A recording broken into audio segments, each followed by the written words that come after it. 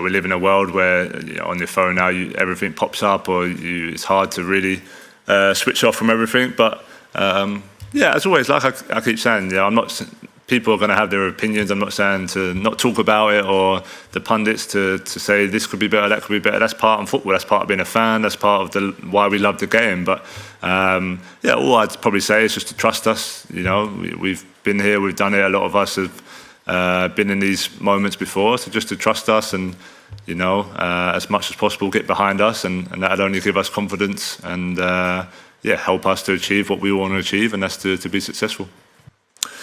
Yeah, I think, kind of what I touched on earlier. I don't think there's like like I said, there wasn't a crisis meeting or a meeting where it's like what we're going to do, or it's not like that. I think leaders lead in different ways. That might be, just talking to different people in the group. Some people might feel more comfortable talking to me, or some might be more comfortable talking to Jude, and there's loads of different players like that in the squad. So Jude's obviously still very young, but I think he's really mature for his age, and he's got some great experiences in football already. So people do look up to him, and that's a responsibility that he's taken on really well. So I guess it could just be it could be as simple as just a coffee with someone, just talking about maybe not even England, just talking about family, or talking about him at Real Madrid or me at Bayern Munich. It could just be anything, just to switch your mind off and feel comfortable and feel at ease. And then in terms of in the meetings, in the debriefs, in the games, it's just having an opinion of what you felt on the pitch, how it felt out there, what can we do, what do you think will help to be better next time. And I think in this team, more and more players are starting to feel comfortable talking in those environments to help the team.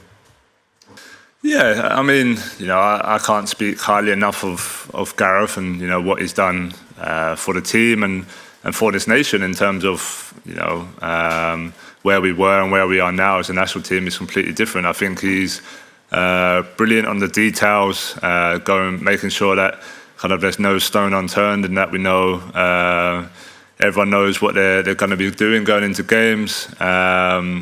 Just as a person, and giving us the freedom to be ourselves, and whether that's on the pitch or off the pitch, just to feel comfortable doing that. So I think being England manager is a really difficult job. That's the bottom line. He knows that, and we all know that. And there's always going to be people who maybe criticise him or doubt him. But I think his record speaks for itself. He's been extremely successful with us.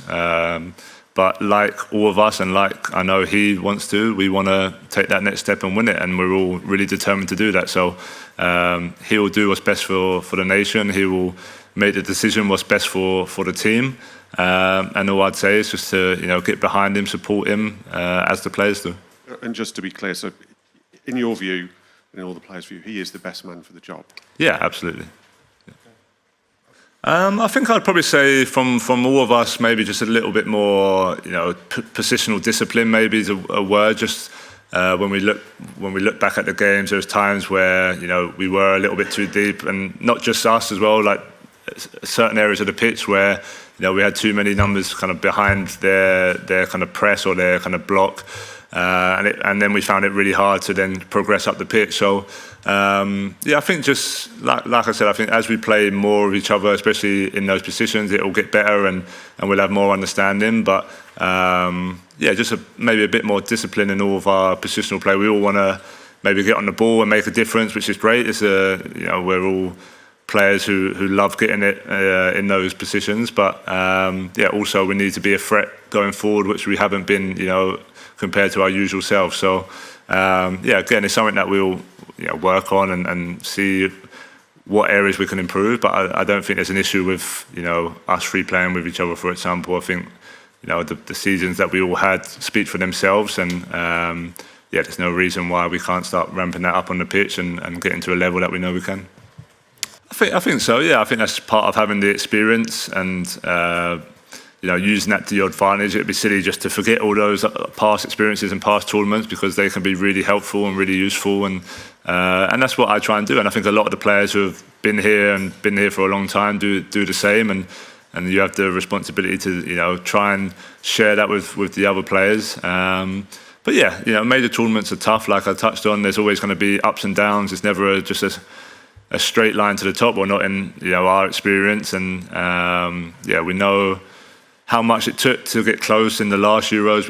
We know how, like I said, the ups and downs, the group stage, and the bottom line is what really matters is where you finish in the tournament. So no one's going to remember the 1-1 draw against Denmark if we go all the way and win it, and that's just the reality. So it's just understanding that don't get too carried away if you're winning games 3-0, and don't get too down if you're playing as we've played so far in the tournament. It's just about pushing on and finding a way to make sure we get to the knockout stage, and then once we're there, knockout football is ours to take.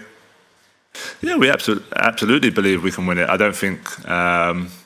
It's always a hard one. You could win the first 2 games 3-0, 3-0. You get carried away. Everyone's saying you're going to win it, and then you come up against a bit of adversity in the first knockout game, and all of a sudden you're out. So I don't think it's a bad thing that you go through a bit of a tough time to begin with, because now it widens the focus. It makes you realise that you can be a bad game away from being out of the tournament, and and I feel like we've coped with that well in past tournaments. So look, there's always a different journey for different teams. I think from our point of view, whether we're classed as favourites or not, we have a belief that we can win it, and it's down to us to go out there and try and achieve that.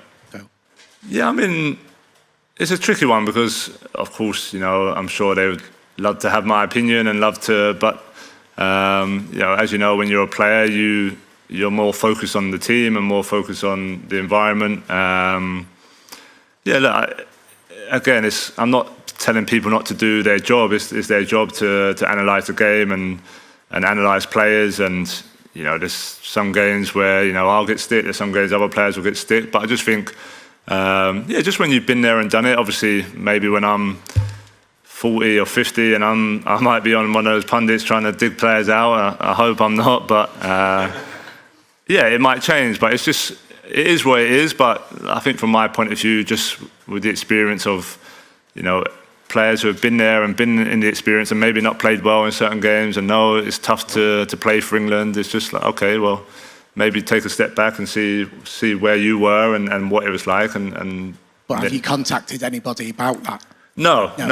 But, I mean, it depends on the situation, I guess. I don't think there's a need for it at the moment. I think, especially now, with the podcast, with everything, people are trying to, promote their own channels and promote their own stuff. And sometimes, as we know, the headline or the phrase, you want the most views. It's not always the happiest phrase or the one that people love to see, that people like to discuss and debate. And people will do things out of their own gain as well to promote their own stuff. That's just life.